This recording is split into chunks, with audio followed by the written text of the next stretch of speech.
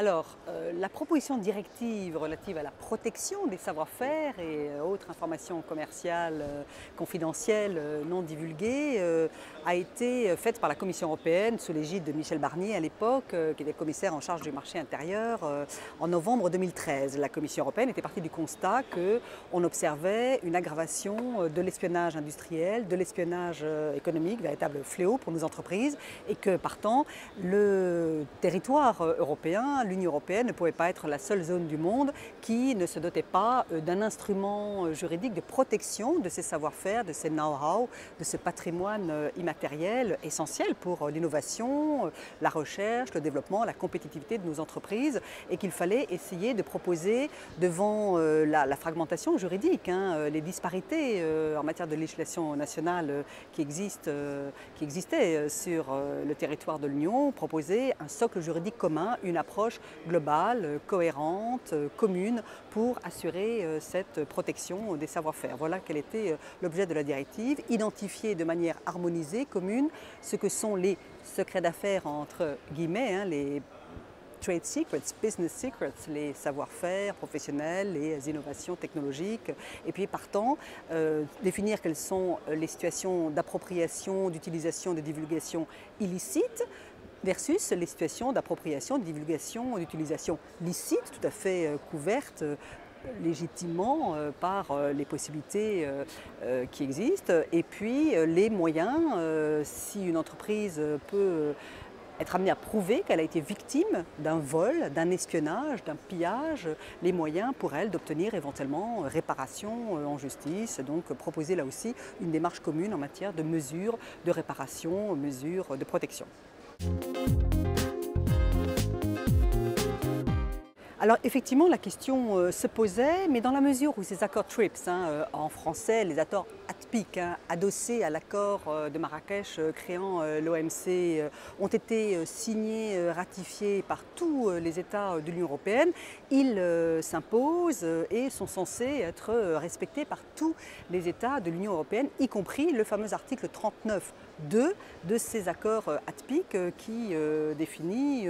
ce qu'est un secret d'affaires et les moyens, les voies et moyens de le protéger. Simplement, nous avons constaté, et c'est pour ça que le besoin d'une directive européenne, d'un cadre général commun harmonisé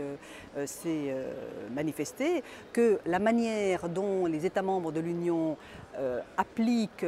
ont intégré peu ou prou d'ailleurs, quelquefois très incomplètement, quelquefois très imparfaitement dans leur propre législation nationale, les obligations et contraintes qui résultent des accords ATPIC nécessitaient d'avoir cette démarche, mais dans un souci de cohérence, de logique, et puis parce que la définition des trade secrets, des secrets d'affaires proposés par l'article 39.2 est assez souple pour permettre d'être facilement utilisé, transposé, appliqué dans des États différents, avec des cultures juridiques différentes, avec des entreprises de taille et de secteurs d'activité très différents. Il nous a semblé logique, judicieux, cohérent de rester dans le cadre de cette définition donnée par le droit international qui est également la définition reconnue ailleurs dans le monde. Voilà, ça nous semblait plus logique, plus cohérent, plus pertinent. Alors effectivement, ces questions se sont posées, ont grandement animé les débats entre nous, tant au sein de la Commission des affaires juridiques que dans d'autres commissions parlementaires saisies pour avis, et je dirais plus largement à l'extérieur, dans la communauté des juristes d'entreprise, des avocats, des spécialistes en propriété intellectuelle, mais également dans la société civile. Alors pourquoi est-ce que nous n'avons pas voulu rester et nous concentrer sur le domaine des pratiques commerciales, par exemple? Je pense que c'était pour pouvoir totalement appréhender la globalité et la diversité des comportements commerciaux agressifs, déloyaux, et tous les aspects de la compétition économique forcenée qui se fait jour au niveau international. nationale. Nous avons souhaité protéger, encore une fois, le patrimoine immatériel des entreprises et donc pas rester cantonné à des pratiques commerciales déloyales, des pratiques commerciales qui ne sont pas inspirées par, encore une fois, la loyauté des entreprises. L'idée, c'était de pouvoir vraiment couvrir l'intégralité des comportements qui peuvent venir quelquefois de manière extrêmement déviée, extrêmement